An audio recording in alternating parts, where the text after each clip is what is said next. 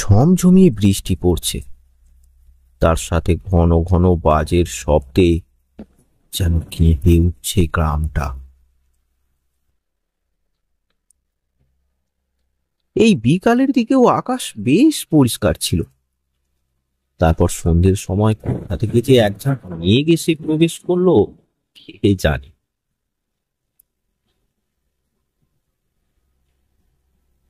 সেই সন্ধ্যে থেকেই শুরু হয়েছে এই বৃষ্টি। রাত 9টা বেজে গেছে, তাও তার থামার কোনো নাম গন্ধ নেই।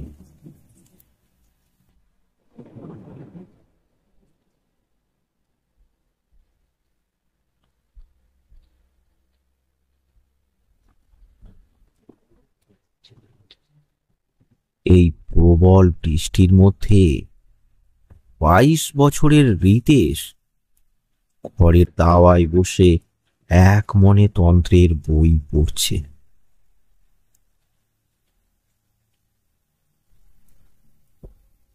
তার বাবা একজন মস্ত বড় তান্ত্রিক, হরিহর দাস। কিছুদিন হলো তিনি খুবই অসুস্থ, বিছানা থেকে উঠতে পারছেন না।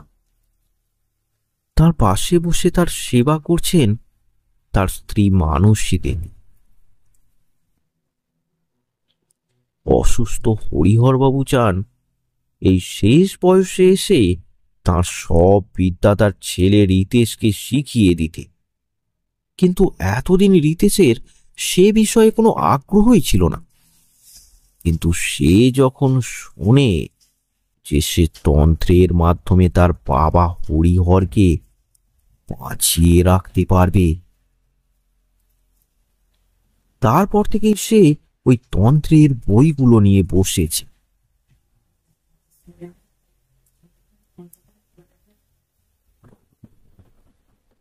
রিতেশ কোথায়? তাকে তো দেখতে পাচ্ছি না। আরে বাবু, বাবু তো বাইরে বসে বই পড়ছে। কিছুদিন আগে থেকে যদি ওর এই আগ্রহ থাকতো তাহলে ওকে আমার সব বিদ্যা আমি শিখিয়ে যেতে পারতাম, কিন্তু এখন এই অবস্থায় আমি আর কি করতে পারি? তুমি থামো, তুমি ঠিক ভালো হয়ে যাবে, আবার হাঁটতে পারবে। তুমি তখন ওকে সব শিখিয়ে দেবে। আমি জানি মানুষই, আমি আর কিছুদিনেরই অতিথি। এমন বললে কিন্তু আমি এখান থেকে চলে যাব। আচ্ছা বাবা, বসো বসো। সত্য সত্যই, তার দিক থেকে মুখ ফিরিয়ে নিলে সেটা বদলে যাবে না।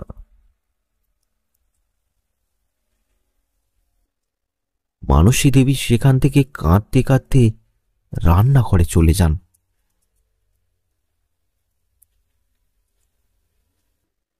তার মন কষ্টে একেবারে ভেঙে পড়েছে।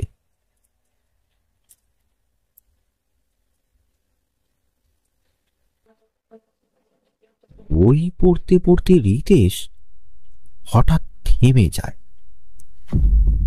কিছু একটা পড়ে সে বেশ আশ্চর্য হয়েছে। সাথে সাথে ছুটে যায় সে তার বাবার কাছে।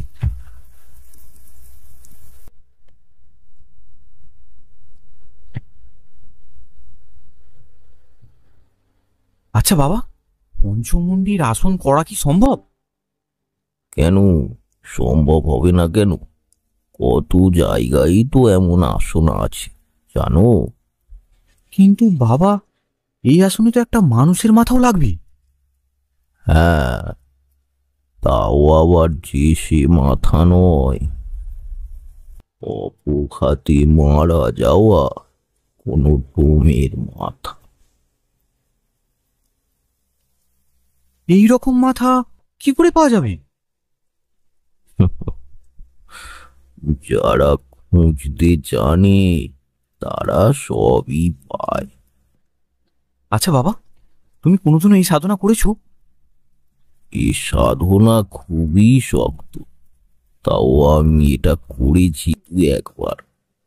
তবে তবে তেমন কিছু সিদ্ধি অর্জন করতে পারিনি। আমার এখন শেষ সময় উপস্থিত, তাই তোমার কাছ থেকে কিছুই লুকাবো না। তবে ব্যাপারটা খুবই গোপনীয়। তুমি নিশ্চিন্তে থাকতে পারো বাবা, আমি এটা গোপনই রাখবো। এইরকম একটা আসন আমাদের গ্রামেতেই আছে। বলো কি বাবা, কোথায়? আমাদের গ্রামের দক্ষিণে যে কালী মন্দিরটা আছে তার সামনে একটা হাঁড়ি কাঠ আছে। ওই হাঁড়ি কাঠের পাশেই ওই পঞ্চমুণ্ডির আসন আছে। আমার গুরু এখানে এসে ওই আসনটা বানিয়েছিল। এমন গোপনীয় ভাবে বানিয়েছিলেন যাতে কেউ বুঝতে না পারে, না হলে গ্রামবাসীরা অহেতুক ভয় পেয়ে থাকবে, কেউ আর মন্দিরে যাবে না। আমি এই সাধনা করতে পারো বাবা? না, একদম না। গুরু ছাড়া তুমি কোনো মতেই এই আসনে বসবে না। তুমি অনেক কিছুই জানো না, তন্ত্রের তুমি অনেক কিছুই জানো না, যা জানা আবশ্যক।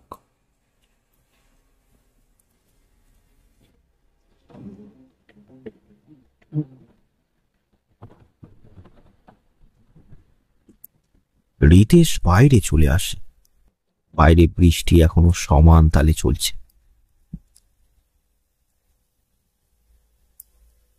সে আবার বই পড়তে শুরু করে।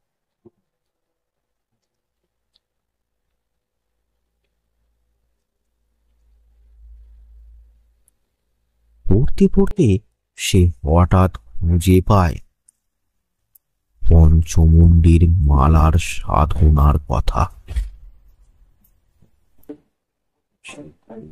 মনোযোগ দিয়ে সেটা পড়তে থাকে। কিছুক্ষণ পর তার মন আনন্দে ভরে ওঠে। যে কারণে তার এই তন্ত্রের বই পড়া তা সে পেয়ে গেছে। এতে লেখা আছে, এই পঞ্চমুণ্ড দিয়ে মালা বানিয়ে কোন সাধক যদি আত্মাকে আহ্বান করে, তাহলে কোনো সত্য মৃত আত্মা তার সামনে এসে হাজির হয়। তারপর সে তার ঊর্জা শক্তি দিয়ে কোনো মৃত মানুষের আত্মাকে প্রাণ শক্তি যোগাতে পারে। রিতেশ উঠে পড়ে। সে আবার চলে যায় তার বাবার কাছে।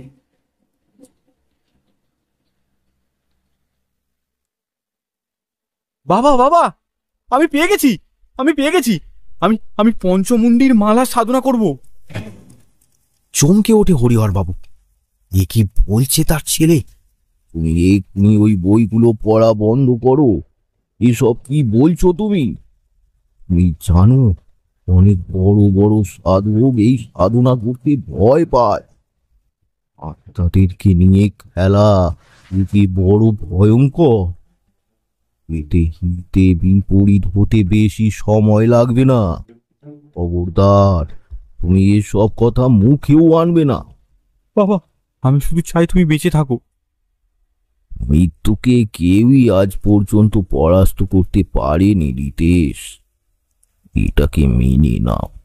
তোমাকে আমি এই বইগুলো পড়তে দিয়েছি যাতে আমি চলে যাওয়ার পর তুমি গ্রামের কাউকে ভূতে ধরলে তাকে ঠিক করতে পারো আর সংসার চালাতে পারো। এর থেকে বেশি কিছু আমি চাই না। ঠিক আছে বাবা। রিতেশ আবার বাইরে চলে আসে। বাইরে তখনও বৃষ্টি চলছে, সাথে হালকা ঝোড়ো হাওয়াও বইতে শুরু করেছে। সে মন খারাপ করে বসে পড়ল। রিতেশ তার বাবাকে খুবই ভালোবাসে। কবিরাজ মশাই বলে গেছেন যে উনি আর বেশি দিন বাঁচবেন না, তাই তার এত তাড়া। যদি সে তন্ত্রের মাধ্যমে তার বাবাকে বাঁচাতে পারে। সে আবার বই পড়তে শুরু করে। হঠাৎ কিছুক্ষণ পর তার মনে পড়ল পঞ্চমুণ্ডির আসনের কথাটা। সত্যি তো, এইরকম একটা পঞ্চমুণ্ডির আসন যে তার গ্রামের মধ্যেই আছে সেটা সে কখনো ভাবতেই পারেনি।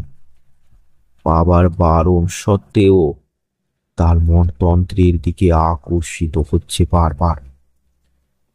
তার মনে জন্ম হচ্ছে একটা অদম্য জেদের যে সেও পারবে। কাল একবার যাবো ওই কালী মন্দিরে, পঞ্চমুণ্ডির আসনটা দেখে আসতে হবে।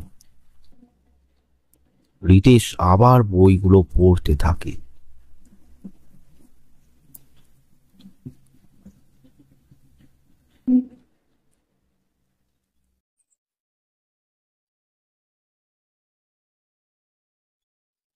সকালে হরিহরবাবু বেশ অসুস্থ হয়ে পড়েন। তিনি আর ভালোভাবে কথা বলতে পারছেন না। গ্রামের কয়েকজন তাকে দেখতে এসেছে। গ্রামের লোকেদের কাছে হরিহরবাবুর বেশ সম্মান ছিল, তাকে সবাই বেশ সমাদর করত।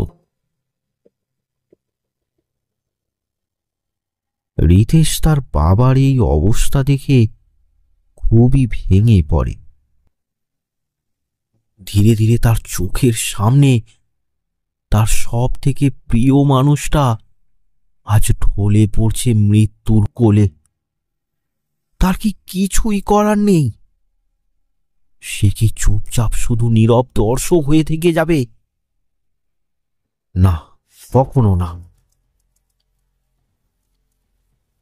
বাড়ি থেকে বেরিয়ে পড়ল রিতেশ।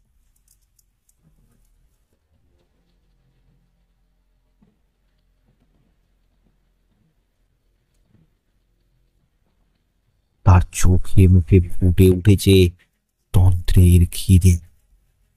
তার বাবার জীবনের কাছে তার বাবার নিষেধ আজ মূল্যহীন হয়ে পড়েছে। সে হেঁটে চলেছে গ্রামের পথ দিয়ে।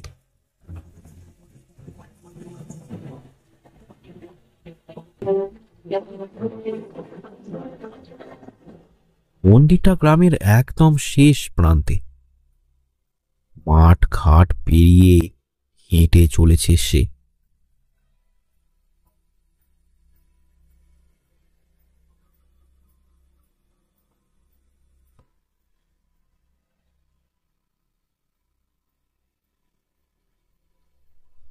এক সময় সে গিয়ে পৌঁছায় সেই মন্দিরে। পুরানো ছোট একটা কালী মন্দির। তার সামনে একটা হাঁড়ি কাঠ।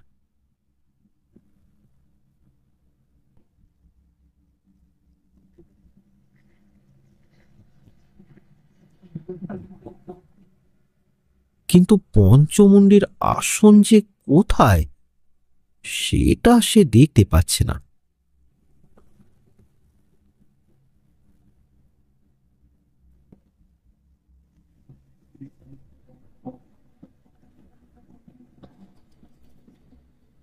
চারপাশটা খুঁজতে খুঁজতে ক্লান্ত হয়ে পড়ে সে। মন্দিরে হতাশ হয়ে বসে পড়ে। এমন সময় আকাশে দেখা যায় প্রচন্ড কালো মেঘ।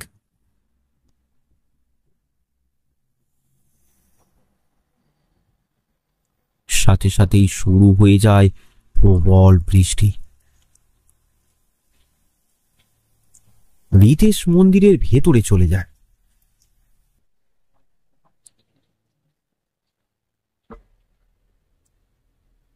কোথায় সেই আসন? কি করে বুঝবো? মাটি করতে গিয়ে কেউ যদি এসে পড়ে, জবাব দেবো তাকে? এইসব ভাবতে ভাবতেই সে বিষণ্ণ মনে চেয়ে থাকে হাঁড়ি কাঠটার দিকে।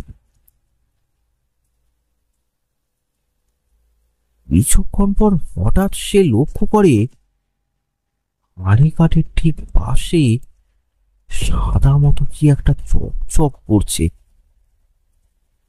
বৃষ্টির জল পড়ে তার ওপর থেকে মাটি সরে গেছে। আরে ওটা কি? এটা পঞ্চমুণ্ডির কোনো একটা নয় তো? রিতেশ আর অপেক্ষা করে না, বৃষ্টিতে ভিজেই সে ওটার কাছে চলে আসে।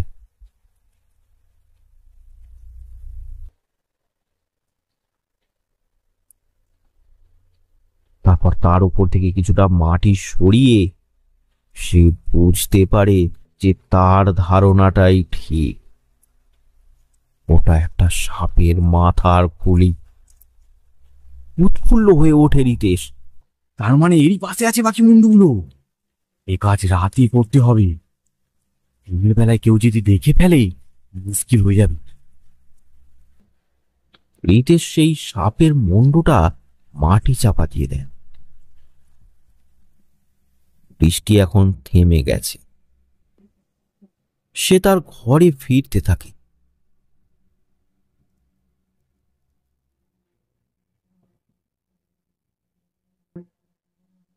বাড়ি ফিরেই সে তার বাবাকে দেখতে যায়।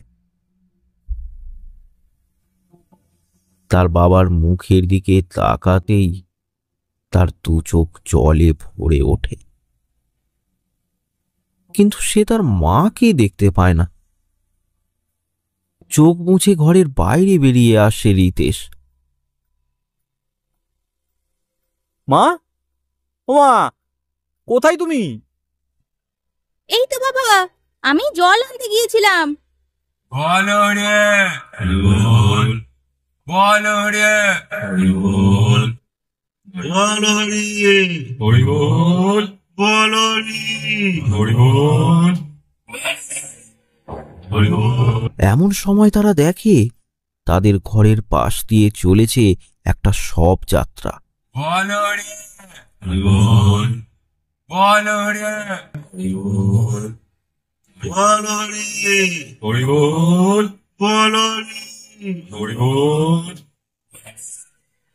হরি বল। তারা দুজনেই সেটা দেখতে থাকে। শবযাত্রা সেখান থেকে চলে গেলে রিতেশ তার মাকে জিজ্ঞাসা করে, মা, কে মারা গেল? আরে জানিস না, কালু মারা গেছে। জল আনতে গিয়েছিলাম, সেখানে সবাই বলছিল মদন বাবুর বাড়িতে চুরি করতে গিয়ে ও ধরা পড়ে যায়, তারপরে গণধোলায় মারা যায়। ও। মানসী দেবী সেখান থেকে চলে যায়। রিতেশও ঘরের দাওয়ায় বসে পড়ে। তার মনে পড়ে কালুর কথা। লোকটা ছিল একটা নির্দয় অত্যাচারী ডাকাত। কিছুদিন আগে পর্যন্ত তার দলবল ছিল, কিন্তু তাদের সাথে তার ঝামেলা হয়। তারপরই তারা সবাই ওকে ছেড়ে চলে যায়। একা হয়ে পড়ে কালু ডাকাত। গ্রামের লোকেরাও তককে তককে ছিল তাদের ওপর করা অত্যাচারের বদলা নেওয়ার জন্য। কালুর মনে কোনো দয়া মায়া ছিল না। নেশা করে গ্রামের মহিলাদের ওপরও অত্যাচার করত সে। গ্রামটা বেঁচেছে তাহলে।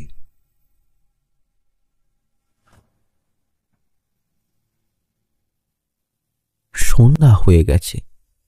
অসুস্থ হরিহর বাবুর এখন শেষ অবস্থা। মানসী দেবী তার পাশে বসে চোখের জলে ভাসছে। রিতেশ ঘরের এক কোণে দাঁড়িয়ে। পাড়ার লোকেরা হরিহর বাবুকে শেষ দেখা দেখতে এসেছে।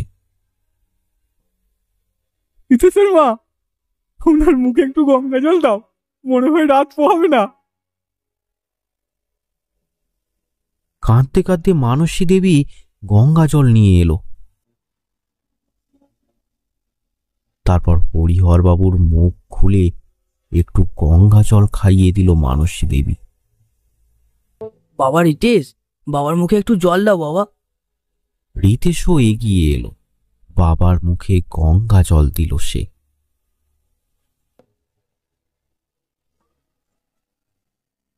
তারপর সে ভাবতে থাকে, তার বাবা হয়তো আর কিছুক্ষণ পরেই মারা যাবে। তার শরীরে যদি আবার প্রাণ ফেরাতে হয় তো তাকে এক্ষুনি গিয়ে পঞ্চমুণ্ডীর সাধনা করতে হবে। নয়তো অনেক দেরি হয়ে যাবে। মা মা, আমি এক্ষুনি আসছি। এখন তোর বাবাকে ছেড়ে কোথায় যাবি বাবা? তুমি চিন্তা করো না, আমি আসছি। বাবা, এই অন্ধকারে দূরে কোথাও চলে আসো বাবা। তুই ছাড়া তোর মায়ের আর কেউ নেই।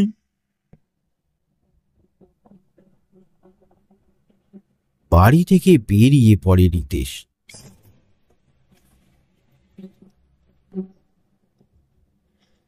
পথঘাট একেবারে নির্জন। বাড়ি থেকে সাথে করে একটা ছুরি নিয়ে নিয়েছে সে। মুন্ডগুলো খুঁড়তে তাতে তার সুবিধা হবে। এই রাতে ওই মন্দিরের আশেপাশে কেউই থাকে না, তাই তার সাধনায় ব্যাঘাত ঘটার কোনো সম্ভাবনা নেই। হেঁটে চলেছে রিতেশ।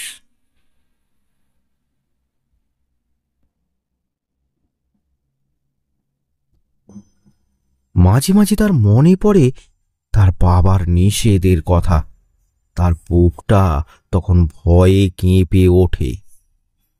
আবার পরক্ষণেই নিজের মধ্যে সাহস সঞ্চার করে দৃঢ় প্রতিজ্ঞ হয়ে সে আবার এগিয়ে চলে।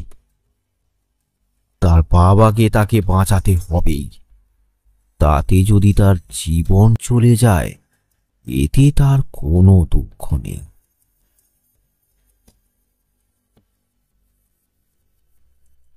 হাঁটতে হাঁটতে অবশেষে রিতেশ সেই মন্দিরে এসে পৌঁছায়।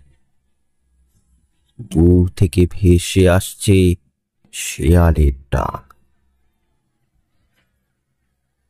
জায়গাটা যে রাতে এত ভয়ানক হয়ে যায় তা সে এখানে না এলে জানতেও পারত না। আশপাশের ঝোপঝাড় থেকে তাকে যেন কারা কুদৃষ্টিতে দেখছে।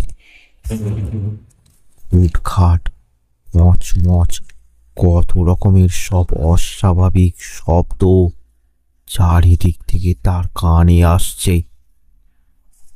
রিতেশের ভয়ে প্রাণ ওষ্ঠাগত, কিন্তু ভয়ে পালিয়ে যাওয়ার পাত্র সে নয়। সে ছুরিটা বের করে তার কাজ শুরু করল।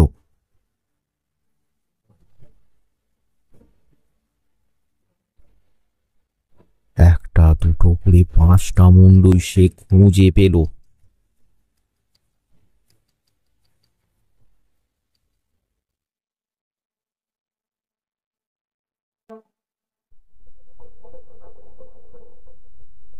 ওদিকে মৃত্যুর পথযাত্রী হরিহরবাবু তার জীবন যুদ্ধে সবে মাত্র হার মেনে নিলেন। মারা গেল হরিহরবাবু। তার স্ত্রী মানসী দেবী কান্নায় ভেঙে পড়েছে। কেঁদো না, কেঁদো না রিতেশের মা, কেঁদো না। সবাইকে একদিন চলে যেতে হবে। কিন্তু পাঁচুদা, এত রাতে তো আর কিছু করা যাবে না। তার উপরে কালুকে পুড়িয়ে এই মাত্র সবাই বাড়ি ফিরলাম। এই রাতে তো আর কাউকে পাওয়া যাবে না। কি আর করা যাবে, আর সকালেই যা হওয়ার হবে। নাম করা ওঝা ছিল আমাদের হরিহর খুড়ো, কত ভূতকে যে তাড়িয়েছে।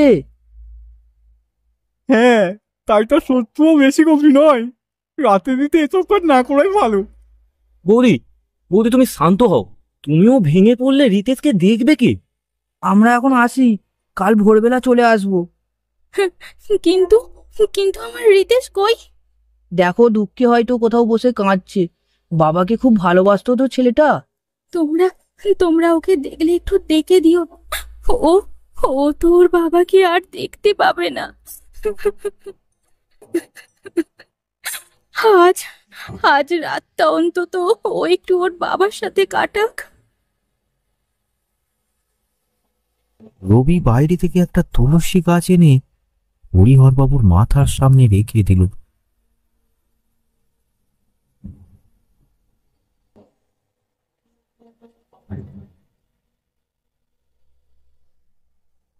গ্রামের সবাই চলে গেল। বাড়ি একদম ফাঁকা। রিতেশকে খোঁজার মতো শক্তি আর মানসী দেবীর নেই। স্বামীকে হারিয়ে একেবারে আত্মহারা হয়ে পড়েছে মানসী দেবী। মৃত হরিহর বাবুর পাশে বসে সমানে কেঁদে চলেছে রিতেশের মা।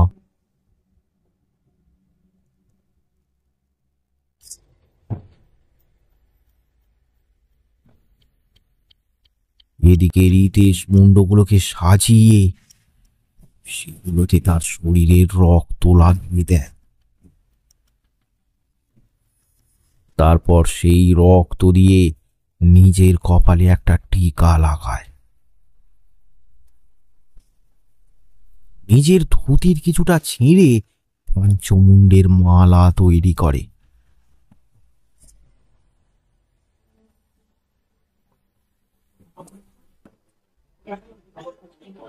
চারপাশের অশরীরীরা যেন ছটপট করছে।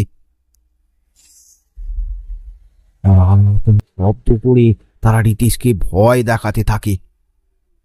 সাথে শুরু হলো একটা দমকা হাওয়া। রিতেশের তাতে কোনো যায় আসে না। ওই পঞ্চমুণ্ডের মালা গলায় পড়ে নিল। তারপর শুরু করলো মন্ত্রোচ্চারণ।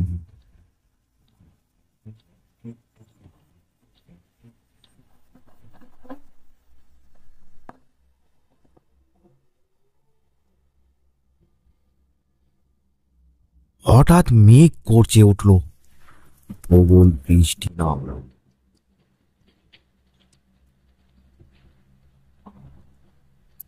রিতেশ কিন্তু তাতে থামল। সে এক মনে মন্ত্র জপ করেই চলেছে। ভূতেরা যেন এবার আর্তনাদ করা শুরু করেছে। তাদের যেন তীব্র ইচ্ছা রিতেশকে একেবারে শেষ করে দেওয়ার। এইভাবে চলতে চলতে এক সময় রিতেশের সামনে প্রকট হয়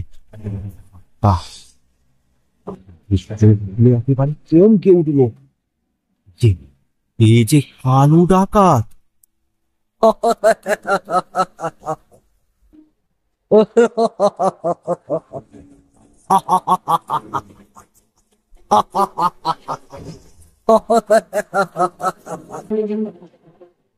হাসি শুনে রীতিমতো ভয় পেয়ে গেল রিতেশ। এ যে সেই ভয়ঙ্কর কালু ডাকাতের আত্মা। এই দুষ্ট আত্মা কি তার কাজ করবে? এমন সময় কালু ডাকাতের ভূত বলে ওঠে, রে বল, আমি এসে গেছি, কি কাজ করতে হবে আমায় বল।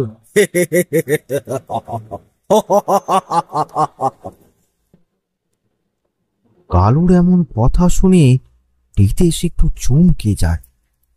সে কিছুক্ষণের জন্য চুপ করে যায়, সাহস সঞ্চয় করে বলে, আমার বাবার আত্মাকে তোমার ঊর্জা দিয়ে পুনরুজ্জীবিত করতে হবে।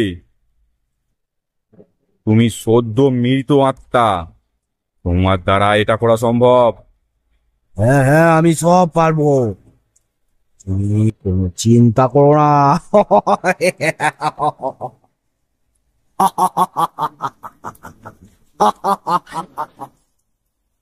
কালুর আত্মা সেখান থেকে গায়েব হয়ে যায়।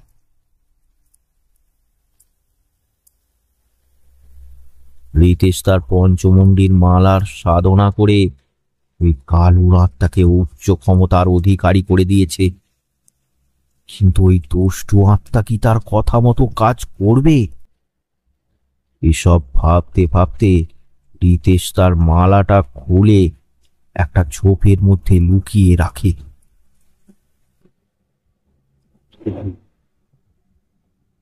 বৃষ্টি এখন থেমেছে। সে বাড়ির উদ্দেশ্যে রওনা দেয়। তার মনে একটা ভয়ঙ্কর জিজ্ঞাসা, কি হয়েছে তার বাবার সাথে? মনে এক রাশ আশা আর ভয় নিয়ে চলতে থাকে রিতেশ।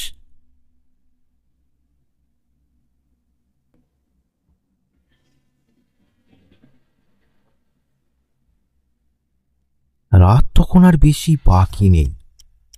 হরিহর বাবুর মৃতদেহের পাশে বসে কাঁদতে কাঁদতে মানসী দেবীর দু চোখ একটু লেগে যায়।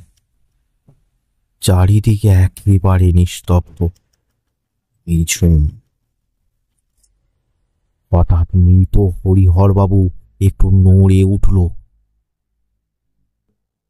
আস্তে আস্তে চোখ খুলল হরিহরবাবু।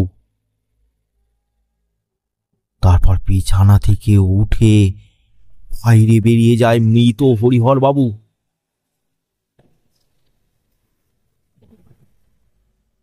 মানসী দেবী এসবের কিছুই টের পায় না।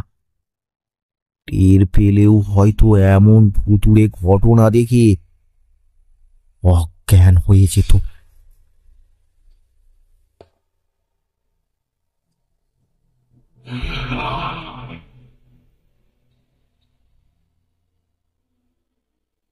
বেশ কিছুক্ষণ পর রিতেশ বাড়ি ফেরে। কপালের তিলকটা সে আগেই মুছে ফেলেছে, যাতে কেউ বুঝতে না পারে সে কি করেছে। বাড়ি ফিরে সে সোজা চলে আসে তার বাবার ঘরে। কিন্তু কি আশ্চর্য, মা ঘুমাচ্ছে আর বিছানায় বাবা নেই। তবে কি তার বাবা ভালো হয়ে গেছে? কিন্তু তাহলে তার বাবা কোথায়? উৎসাহ আর কৌতূহলের সাথে সে তার মাকে ডাকতে থাকে। মা, বাবা কোথায়? চেতনা ফিরে পায় রিতেশের মা। বাবা রিতেশ, তুই এসেছিস? তোর বাবা আর বেঁচে নেই রে। গ্রামের লোকেরা বলেছে সকালে দেহ সৎকার করতে হবে। মানে বাবা মারা গেছে? কিন্তু তাহলে বাবার দেহটা কোথায়? ছেলের কথা শুনে বিছানার দিকে ভালো করে তাকিয়ে চমকে ওঠে রিতেশের মা। মৃত হরিহরবাবুর দেহটা কোথায় গেল? কি রে, তোর বাবা কোথায় গেল? কি অলক্ষণে কাণ্ড!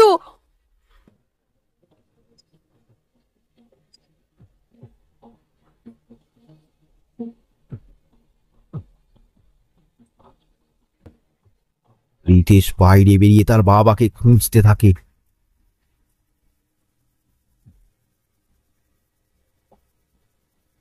কিন্তু কোথাও দেখতে পায় না।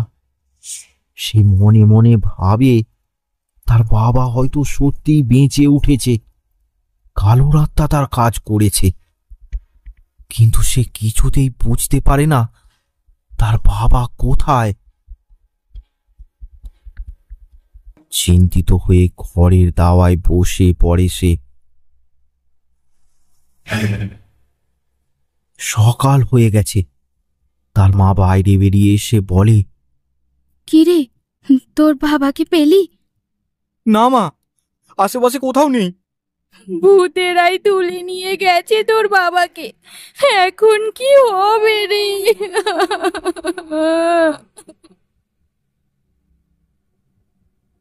এমন সময় গ্রামের লোকজনও সেখানে চলে আসে। কি হয়েছে রিতেশের মা? সব ঠিক আছে তো? ঘোর অঘটন ঘটে গেছে ভাই। রাতে একটু চোখ লেগে গিয়েছিল। সকালে উঠে দেখি রিতেশের বাবা আর বিছানায় নেই।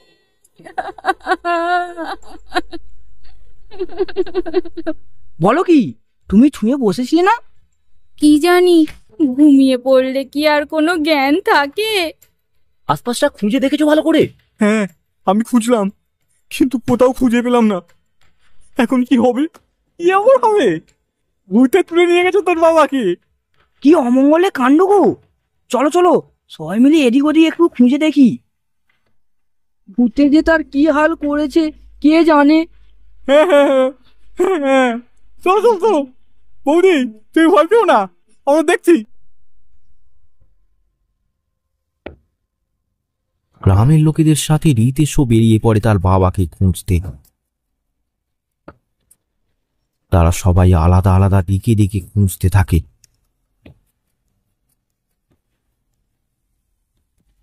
ধীরে ধীরে গোটা গ্রামে ব্যাপারটা ছড়িয়ে পড়েছে।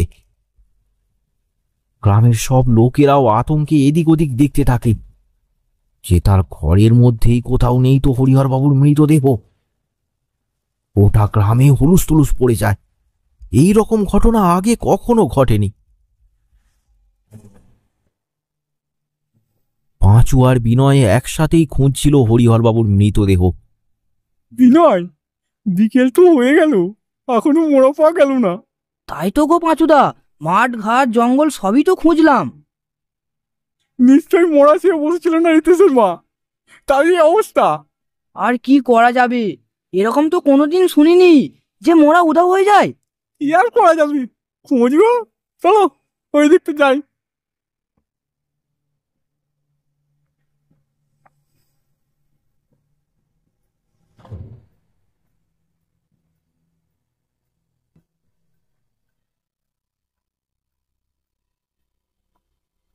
রবি একাই গ্রামের উত্তর দিকের মাঠে খুঁজছিল।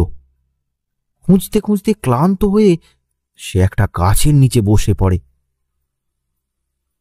উফ, আর পাচ্ছি না। মনে হয় ভূতেরা হরিহরবাবুকে একদম গায়েব করে দিয়েছে। খিদেও পেয়েছে, দেখি এই গাছটাতে কিছু ফল আছে কিনা। উপরের দিকে তাকিয়ে চমকে ওঠে রবি। গাছের ওপর একটা ডালে হরিহরবাবুর মৃতদেহ। ভয় পেয়ে যায় রবি।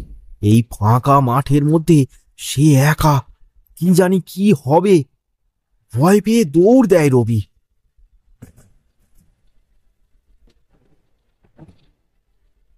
রাস্তায় তার সাথে দেখা হয়ে যায় পাঁচু আর বিনয়। পাঁচুদা, পাঁচুদা, আমি পেয়েছি পেয়েছি আমি পেয়েছি। কোথায় কোথায়? ভোলাদের বাগানে একটা গাছের উপর মোড়াটা আছে। বলো কি, চলো তো দেখি। তারা তিনজনেই রওনা দেয় ভোলাদের বাগানের দিকে। কিছুক্ষণের মধ্যেই তারা সেখানে পৌঁছায়। কিন্তু কি আশ্চর্য, গাছের উপর কেউ নেই, একেবারে ফাঁকা। বিশ্বাস করো পাঁচুদা, এই গাছের উপরেই মোড়াটা ছিল। সারাদিন কিছু খেয়েছো? শরীর দুর্বল হয়ে গেছে তোমার, ভুলভাল দেখছো। হ্যাঁ হ্যাঁ, না হলে একটা আস্ত মোড়া এই গাছ থেকে কি চিলে নিয়ে পালিয়ে গেল। বাদ দাও তো, চলো, সারাদিন ঘুরে আর ভালো লাগছে না। হরিহরবাবুর বাড়ি যাই চলো, আর আমাদের কিছু করার নেই। হ্যাঁ হ্যাঁ, তাই চলো, গিয়ে দেখি আর কেউ কিছু সন্ধান পেলো কিনা।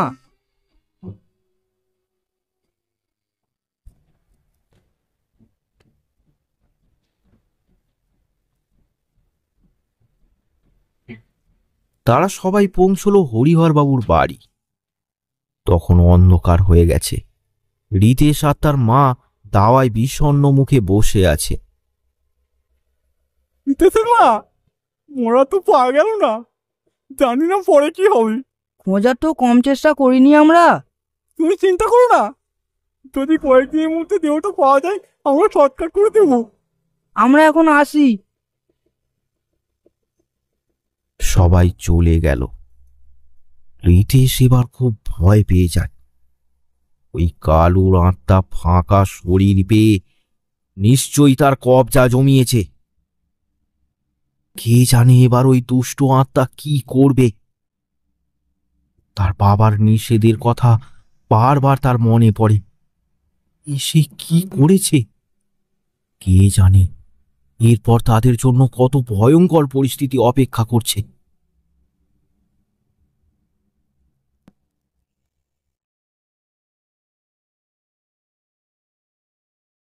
তখন মাঝরাত। পাঁচু তার ঘরে ঘুমাচ্ছে।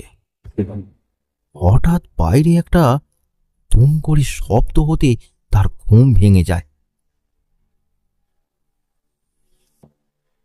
সে আস্তে আস্তে বাইরে বেরিয়ে এসে দেখে ঘরের দরজার দিকে এগিয়ে আসছে হরিহর।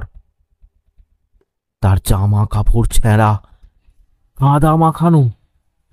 তার শরীরের নানা জায়গার ক্ষত থেকে রক্ত গড়িয়ে পড়ছে। তার চোখগুলো একেবারে লাল। প্রচন্ড ভয় পেয়ে দরজা বন্ধ করে দেয় পাঁচু। বাইরে হরিহরের শরীরে থাকা কালো ডাকাত হাসতে থাকে। কিরে, ভয় পেয়ে গেছিস? তোরা আমায় পিটিয়ে মেরেছিস, তোদের আমি কাউকে ছাড়বো না, তোদের বংশ আমি নির্বংশ করে দেব।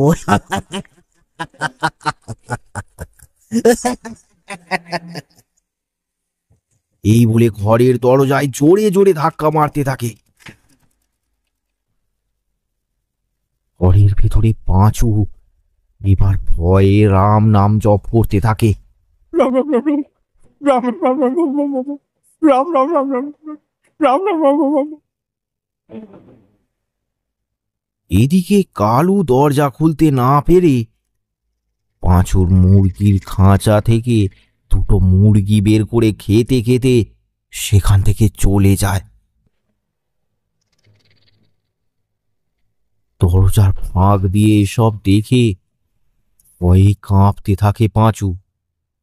তার মানে শয়তান কালু একটা ভর করেছে হরিহর বাবুর উপর। কে জানে এবার কি সর্বনাশ করবো ও গ্রামের। এদিকে কালু ডাকাত গোটা গ্রামে ঘুরে বেড়াতে থাকে। তাকে প্রায় অনেকেই দেখে আর চমকে ওঠে। কেউ কেউ তো দৌড়ে পালিয়ে তার হাত থেকে বাঁচে।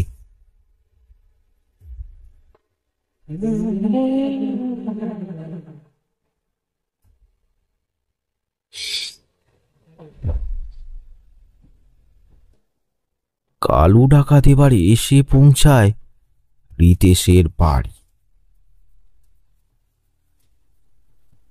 দাওয়ায় বসে বসেই ঘুমিয়ে পড়েছিল তারা। হ্যাঁ রিতেশের মা, রিতেশের মা। চোখ খুলেই চমকে ওঠে রিতেশের মা। এ কি তুমি? হ্যাঁ আমি। ভূত দেখছো নাকি? খেতে দাও মামাই, খিদে পেয়েছে। হে হে, কে তুমি? তোমার গোলাটা অমন কেন? এ আমাদের বাবা নয় মা, এ হলো কালু ডাকাত। তোকে তোকে আমি বলেছিলাম আমার বাবাকে বাঁচাতে, আর তুই কিনা আমার বাবার শরীর দখল করে বসে আছিস।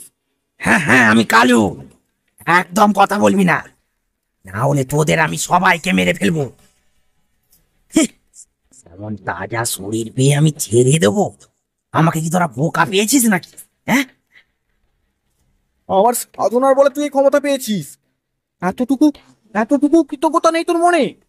আরে আরে আরে, তাই তো তোদের মারছি না এখনো, নাহলে এক্ষুনি তোদের ঘাড় মোটকে খেয়ে নিতাম। এই তোমাকে কখন বলেছি খেতে দিতে? খেতে দাও। হ্যাঁ হ্যাঁ, দিচ্ছি। তুমি তুমি ঘরে যাও। কালু ঘরে চলে যায়।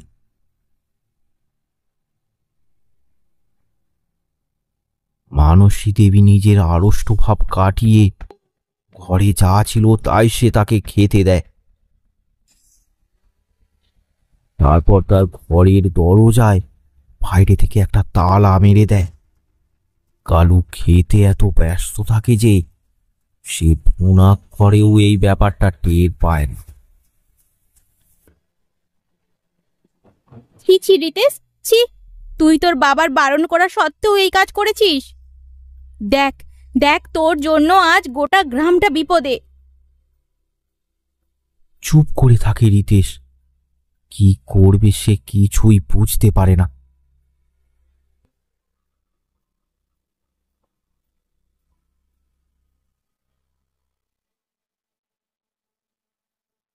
সকাল হতেই গ্রামের লোকেরা দল বেঁধে রিতেশের বাড়ি আসে।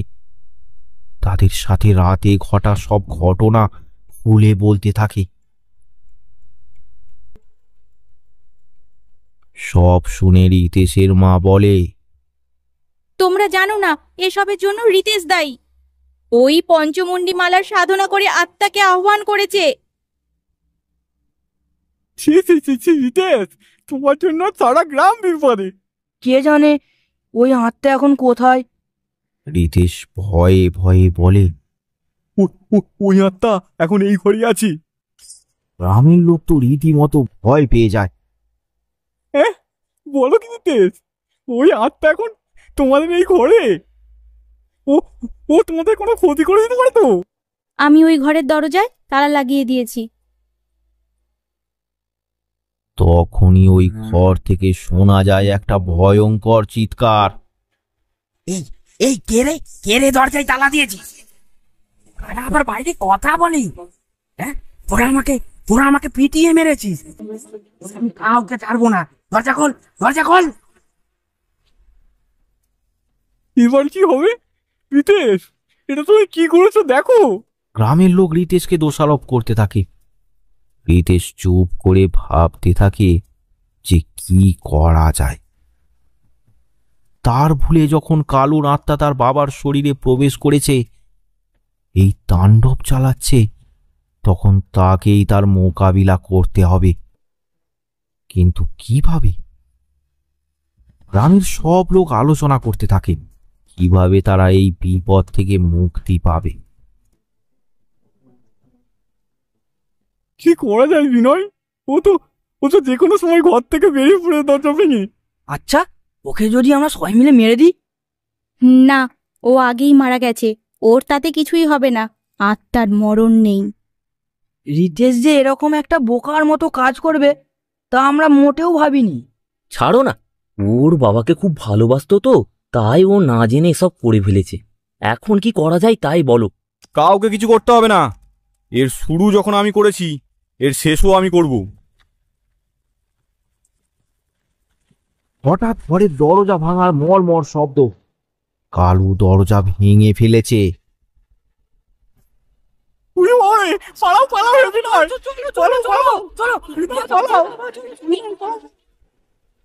গ্রামবাসীরা তখন ভয়ে যে যার মতো দৌড় দিল।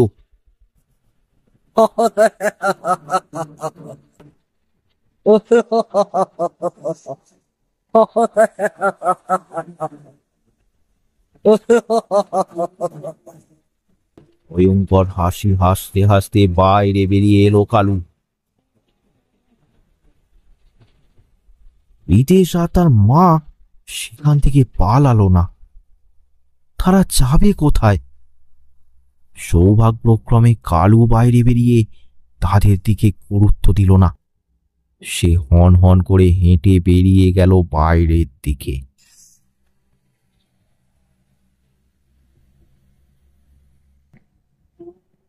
দিনের বেলাতেও গ্রামটা যেন একেবারে শ্মশান হয়ে গেছে। বাইরে বের হলেই মৃত্যু।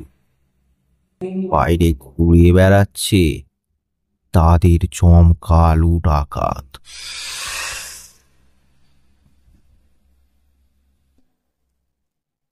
রিতেশ গ্রামের লোকেদের কাছে তো বলে দিয়েছে সে গ্রামটাকে বাঁচাবে, কিন্তু তার কোনো উপায় সে দেখতে পাচ্ছে না।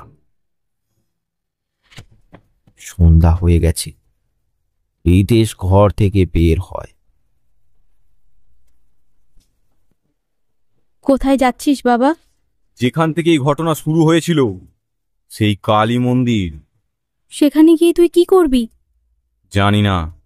শোন বাবা, আমি তোর বাবাকে হারিয়েছি, তোকে আর আমি হারাতে পারবো না। কোথাও যেতে হবে না তোকে। না মা, সারা জীবনে এই অপমান নিয়ে আমি বেঁচে থাকতে পারবো না। কিছু একটা আমাকে করতেই হবে। দাঁড়া বাবা, দাঁড়া, যাস না বাবা, দাঁড়া বলছি, যাস না।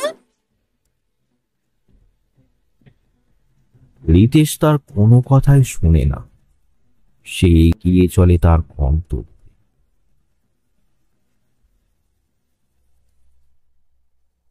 অন্ধকার নেমেছে। নির্জন রাস্তা দিয়ে একাই হেঁটে চলেছে রিতেশ।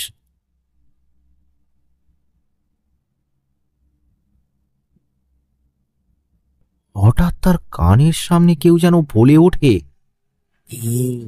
আমাকেও একটা শরীর জুটিয়ে দে না, দে না, দে দে না, দে। আমাকেও একটা দে না জুটিয়ে। রে দিবি? দে না, দে না, দে না, দে।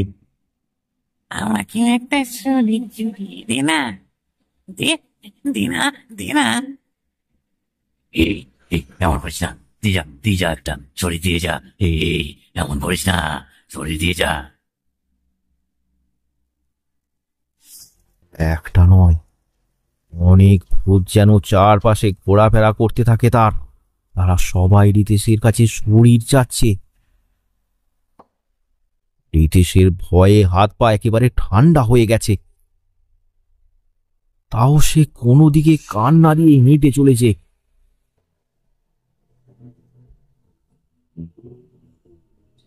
হঠাৎ চলতে চলতে তার মনে পড়ে বইয়ে পড়া একটা মন্ত্রের কথা। সেটা জপ করলে কোনো ভূত তার সামনে আসতে পারবে না। সাথে সাথে সে মন্ত্রোচ্চারণ করতে থাকে।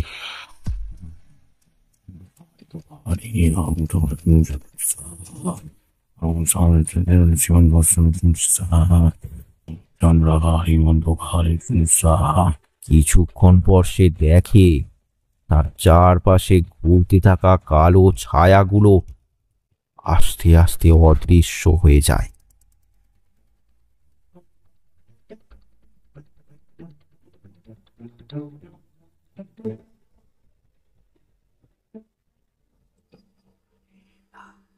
কিছুক্ষণ পর সে মন্দিরে পৌঁছায়। মন্দিরের দাওয়ায় বসে কাঁদতে থাকে সে। কি করবে এবার সে? সব ভূত যে তার পেছনে পড়ে আছে। মাঝে মাঝে সে শুনতে পাচ্ছে কেউ যেন তার কানে এসে বলছে, আমাকে একটা শরীর জুটিয়ে দে না, দে দে না, দে না।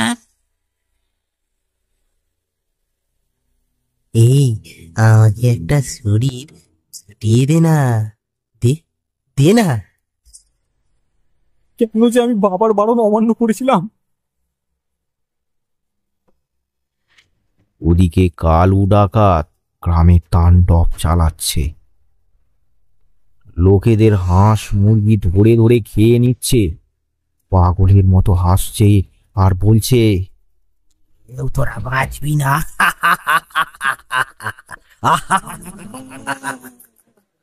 সবাইকে শেষ করবো আমি, তোরা কেউ বাঁচবি না।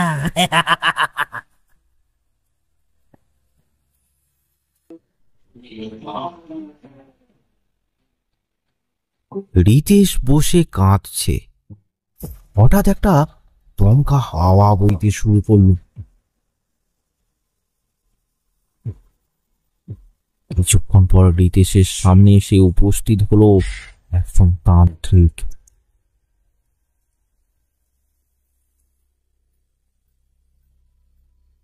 কে কি আপনি? আমি তোমার বাবার গুরু। তোমার বাবা আমার কাছেই তন্ত্রবিদ্যা শিখেছে। কিন্তু তুমি এ কি করেছো?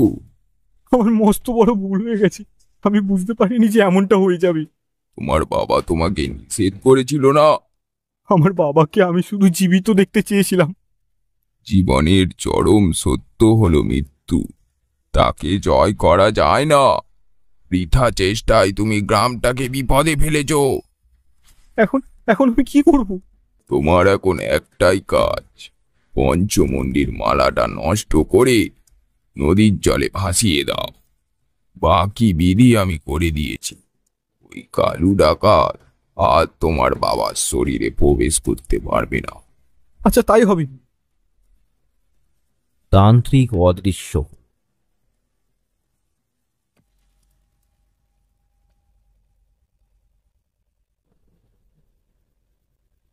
রিতেশ ছোপ থেকে পঞ্চমুণ্ডির মালাটা নিয়ে রওনা হলো নদীর দিকে। সাথে সাথে সব ভূত তার পেছনে পড়ে গেল। এই এই এমন করিস না, দিয়ে যা একটা শরীর দিয়ে যা। এই এমন করিস না, শরীর দিয়ে যা। রিতেশ সেই মন্ত্র জপ করতে করতে নদীতে পৌঁছালো। এই এই এই মালাটা ফেলিস না, এই মালাটা ফেলিস না, ফেলিস না, মালাটা ফেলিস না। এখন মালাটা ছিঁড়ে ভাসিয়ে দিল নদীর জলে। এই এই এই মালাটা ফেলিস না, এই মালাটা ফেলিস না, ফেলিস না, মালাটা ফেলিস না।